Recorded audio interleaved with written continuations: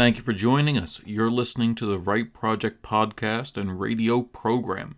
This is a show about writing and modern Newfoundland author culture.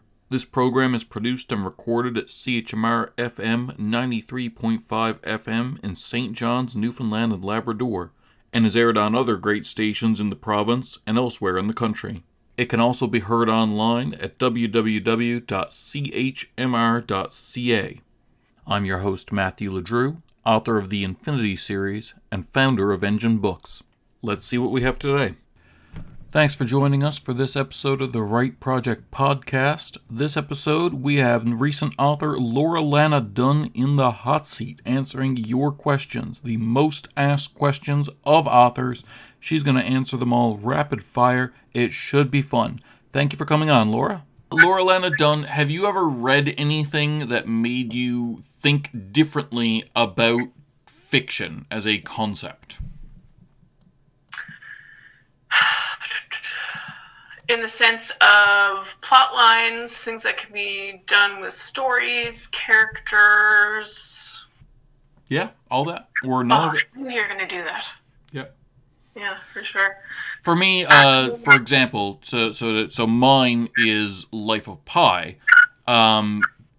because it was a fiction novel that kind of altered my opinion of real life,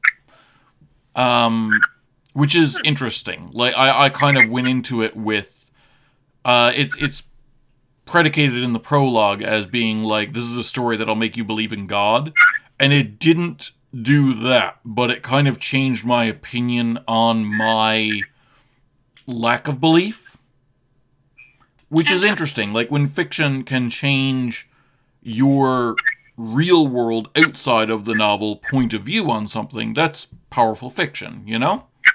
Yeah. Yes, I'm going to say yes. So there's this one book, and this might be a weird answer because I've actually never been able to finish the book. Interesting, okay. Yeah, I have attempted several times, and it is called House of Leaves. I thought you were going to say Lord of the Rings. I've never read that. Okay. No. House of Leaves, though. House of Leaves, I'm going to slaughter his last name. I believe he's Polish, so it's by Mark Danielewski. Okay. And it is a book in a book in a book. So the concept of the story is that a family moves into a house that is bigger on the inside than on the outside. Which is interesting because when I first started reading this book, I had never watched Doctor Who. So it was a new concept to me at the time, where it was a spatial kind of thing. So that's part of it. That's one of the storylines. It's that, and that storyline, if I'm remembering correctly, is actually kind of horror because there's something living inside of the house in a dimension that only exists in the house. Okay. So that's the start of that one. Other than that, and all of the books tie into each other. So the father, I'll call him, who moves into the house with his family, is making a documentary on the house. Someone has written, what was it? It was almost like an analysis on the documentary. And the report exists in another timeline, but the person who had them passed away, which happens in the very beginning of the book, so that's not a spoiler at all. And then someone else finds them, and as he goes through reading all of these manuscripts and the way that the documentary is described, weird things start happening in his portion of his life. And between that, if you're going through the pages, if you're switching between them, once you start progressing into the book, they start bleeding into each other in the sense that you'll be reading one, and then the very next page or paragraph, you'll be in the other part of the story. There's no real chapter break. There's no setup. There's nothing like that. And the author and I guess the publishing company introduced I'm going to say almost like clippings of the actual manuscripts that are stuck in there, and there's somewhere rumored on the internet that some of the pages have black light ink. Like it's craziness. Okay. So it's an endeavor. Again, I've started 3 or 4 times to finish this book, and I have been unable to just because of the way it weaves back and forth. But it kind of expanded the way that I was looking at storylines, I think, and seeing how even though they're completely disconnected in all of these spots, they're very disjointed, but they can still overlap and kind of bounce off of one another to veer someone in a certain direction. And I thought that was really interesting. And the storylines themselves, the way they're written, are very interesting. Like he's a good writer. So getting it translated to English, I think, at least I hope nothing was kind of lost in the translation there. Okay. Yeah. That's really cool. I've got to check out that book now. That's wonderful. Thank you. Welcome. Yeah, that was crazy cool. Lauralana Dunne, do you ever Google yourself? That's a weirdly personal question. What's wrong with you? It sounds so bad, doesn't it? There's no way to... I nearly spit out my coffee. Yeah. Wow. No. I don't think I have. Okay. Maybe... Oh, I think there were... So I recently joined the Writers Alliance of Newfoundland and Labrador, and I had submitted something to a publisher in Australia, and they asked me for an author bio, which only existed on the website for the Writers Alliance because I had to submit one to them probably 1.5 to 2 years ago. It also exists on the Engine Books website. Oh, cool. Well, wherever it exists. Yep. I did Google myself to find an author bio so I could stick it into an email because I did not feel like rewriting it. I see. Yeah, I do that. Yeah. It's easier. Let's just Lauralana Dunne. Yep, that is all you. There is just a lot of you. First result is you from our website. Second result is you from our website. Third and fourth results are your personal Facebook page. Fifth result is an author page for you on Amazon. Perfect. Wow, okay. That is good. Oh my god. Image results for you are fun because a bunch of them are covers of the book. Some are your bio photos, but the third most popular one is a LinkedIn profile pictures, which looks like baby Lauralana. Oh yeah, that's an old one. Yeah. That is funny. Huh. Yeah, I don't use my full name for a lot of social media accounts. So if they're, like private stuff where I'm putting up pictures of my kid or stuff like that, they're secure and they don't have my actual name on them. Yep. So anything, if you Google Lauralana Dunne, you're probably just going to get something that's author related at this point. Yeah, and what's good that it's kind of like Matt LeDrew in that it's a unique enough combination of names that it's Google friendly. You know what I mean? Yeah. Exactly. Like Ellen Curtis, for instance, that's been the name of many, many people throughout history. So no matter how hard we try, like she'll end up on the first page of Google, but never the first couple of results. Whereas Matt LeDrew, it's bam right away. Oh, okay. Yeah, I can see that. Lauralana Dunne, what is something that you love that you would give up in order to become a better writer? Like pretend it's a devil's bargain. And you've made a deal with the devil, and you're giving something up that you love in order to be a better writer.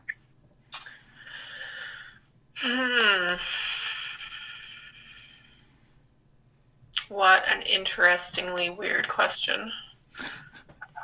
I definitely not coffee. If I had to choose, I'd probably have to keep coffee. Yeah. Yeah, that's a given. Might say chocolate. Okay. I don't have a lot of physical things I love. I mean, I enjoy having a car. I guess I could say my car, but that's not really something that would affect me emotionally and spiritually, for lack of a better word, for the rest of my life. I'd have to say chocolate. Okay, cool. That's a good one. Mine's food in general. Yours is, I'm sorry, did you say liquid? No, food in general. Well, food in general. That makes more sense. Yeah. I would like to congratulate you on being both an author and a mother, and not saying that you would give up your kids. I like him. He's pretty good. He is. He's super cool. The amount of parents who are on here that say, "Oh yeah, I'd give up my kids in a second if it meant I would be a better writer." I'm like, okay, wow, cool. All right, priorities. Gotcha. I mean, having your kid out of the room while you're trying to write definitely does make you a better writer. Let's be honest about that. Yeah.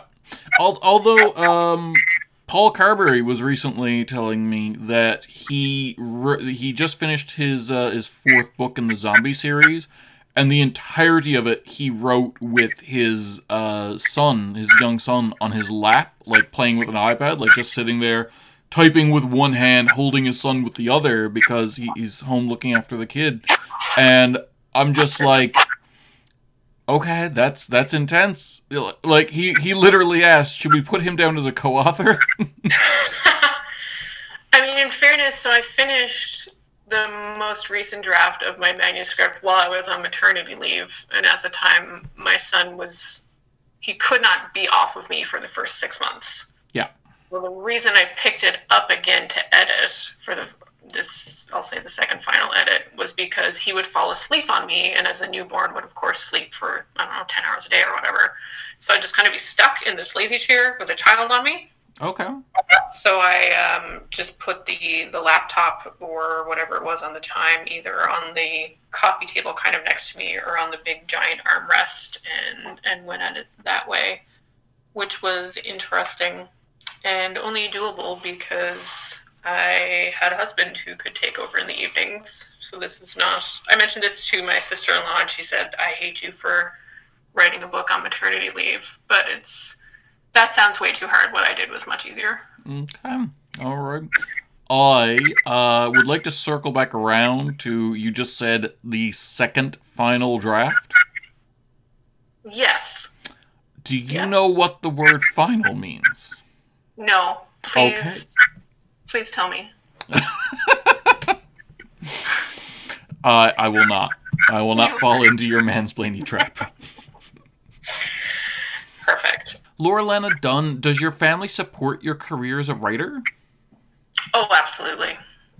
Yeah, they're pretty thrilled. My mother, well, they're both bibliophiles. I don't know what the word is here. Sure. But they both love to collect books and read them avidly. My mother was a children's librarian for her entire career, so she, did library studies and went to library school. And so set that up at the local university here at Memorial. And I think for years, when it was my dad's birthday or something like that, he would get a gift card to a bookstore, because he's constantly reading, in the middle of reading 2 or 3 books sometimes. He's just devours them. So the fact that I had gotten this far before, like, I didn't actually tell them until I had finished writing it, as opposed to, I used to see a lot of things on TV where people were like, I'm writing a book, and to them that was the act of writing the book, so I kind of was a bit more secretive about it. I think that's the way to go. Yeah. Yeah, that way it's, I'm writing a book. Oh, okay, good luck. No, it's finished. Wait, what? Like, that's a different kind of conversation, a different kind of intent. Yeah. But actually, so my younger sister is a writer, and I'm behind in her. She went to film school, and she's written plays and film scripts and things like that. So they were endlessly supportive of her. And then again with me.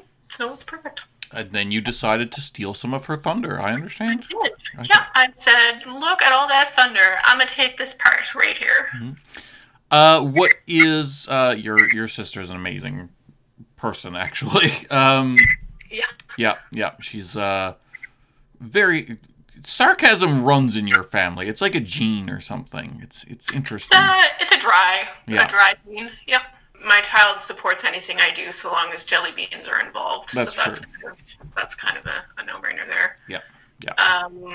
My husband is unconditionally supportive. When I first mentioned I wanted to try publishing, he went out and he bought me self-publishing books. He did research for publishing places. I mentioned earlier that he gifted me the Chromebook I use for writing for the purpose of writing.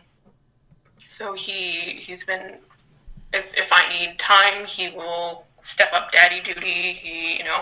He'll ask how things are going, if I have an editing schedule. So he's been phenomenal. Anytime I'm out and about in the writing community, 99% of the time it's because he's home watching a small child. That's fair.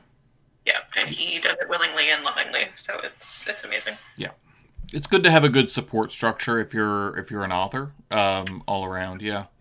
Definitely, especially if you have a lot of other things going on. I imagine most people, when they start out, have full-time or at least part-time jobs, and they have another way to support themselves financially.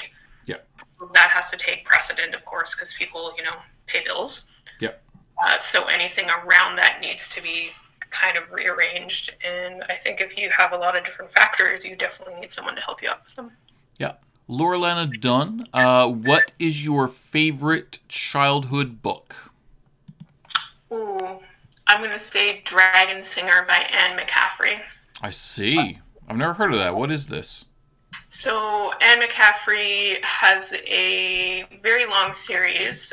She passed away a few years ago, but I believe 2 of her children, I think, continue to write. So it might just be 1, but towards the end of her career, she started co-authoring with her son, at least, and then when she kind of bowed out or stopped writing, he continued on. But basically, she had created this world that is inherently has a danger, and people called dragon riders are linked with different dragons when they hatch in order to protect the civilization, etc., etc. It's very interesting. I was always surprised as a child that it was called science fiction as opposed to fantasy, but when you get later into the series, you realize they are actually humans who have moved to a different planet through the use of technology, so I thought that was pretty cool. But there is a trilogy set within that world that is geared towards young adults and for a younger audience. And so Dragon Singer is the second of the 3, and I think as a younger child, I probably reread that 5 or 6 times just because I really enjoyed it so much. Okay. Interesting. I might have to check that out sometime. Lauralana Dunne, do you have a favorite underappreciated novel? So a novel that did get a wide release, but like you don't feel like anyone's ever heard of it when you talk about it. I can't think of one off the top of my head. I know that in the past few years I've been reading a lot more local stuff, so I think unless you are local, chances are you may not have heard of it. Okay. Because they're not on, the New York Times bestseller list or anything like that. So there's been a few I've been recommending to people lately from local authors. So the series by Tanith Frost is something that I've recommended to a few people who I know who enjoy that type of genre.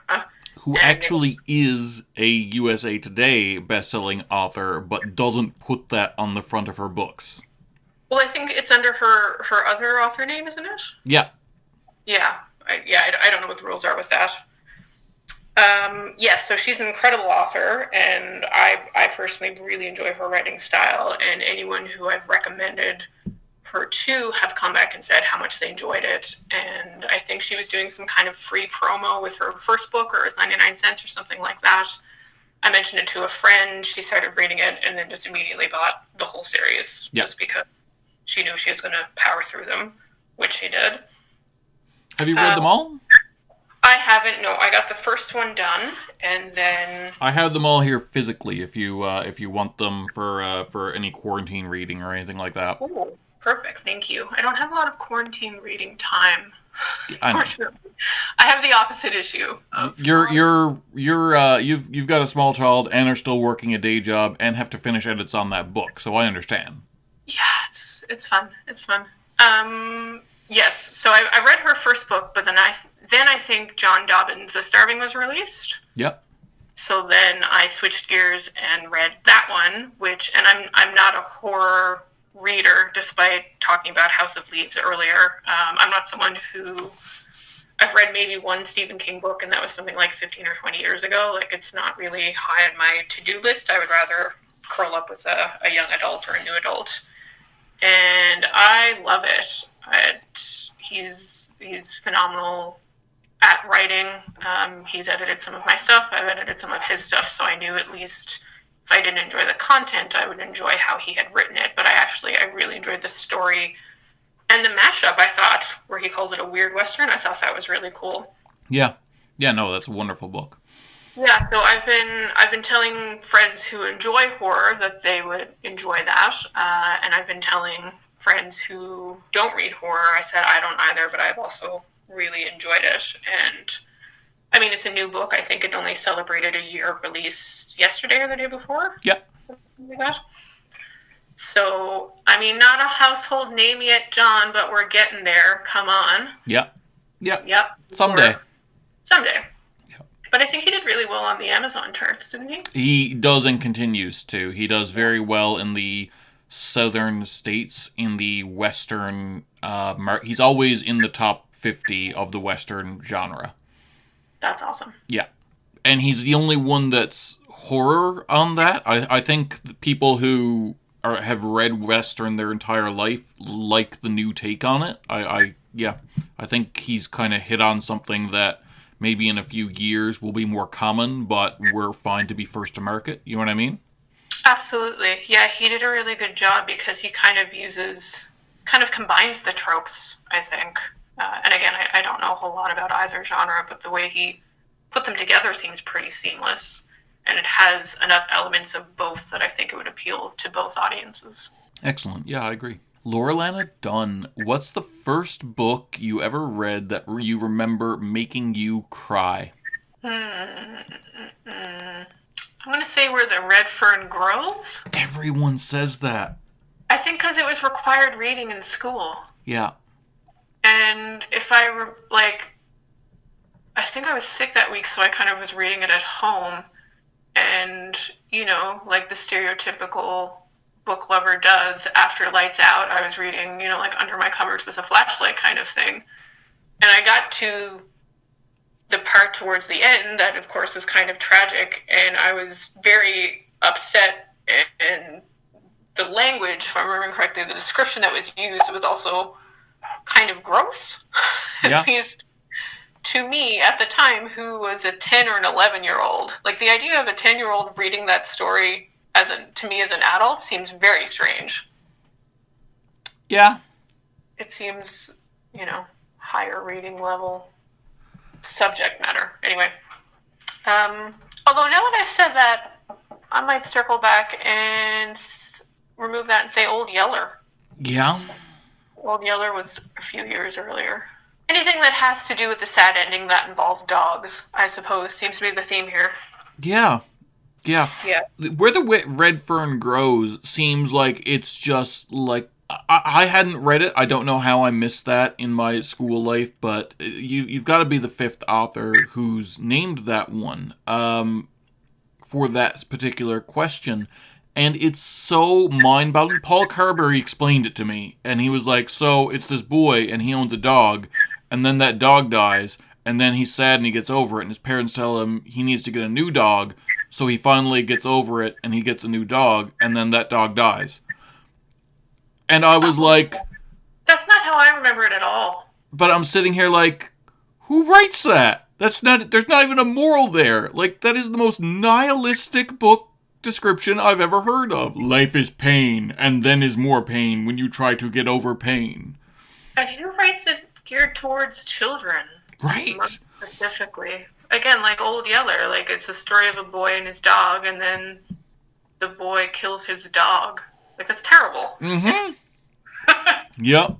That is... Marley and Me came out in movies, and I was like, no, I know where this is going. Nope, not watching it. Not doing it. Yep. Yep. I did watch Marley and Me, and that is... I didn't read it. I watched the movie with Owen Wilson, which Owen Wilson doing dramatic stuff. I'm always just like, who was the casting director here? Yeah, I saw him in a Woody Allen film once. It's very bizarre. Yeah, strange. Stuff with dogs is always hard. Yeah, I think it's that common denominator kind of thing. Most people, even if you don't own a dog, you've probably had a dog that you've played with and have liked, your friend's dog or something. And yeah. Then it's, although cats too. Oh, hey, I'm a cat person. Yeah, me too. But like, I can't think of as many examples in fiction because, like, usually a cat wouldn't.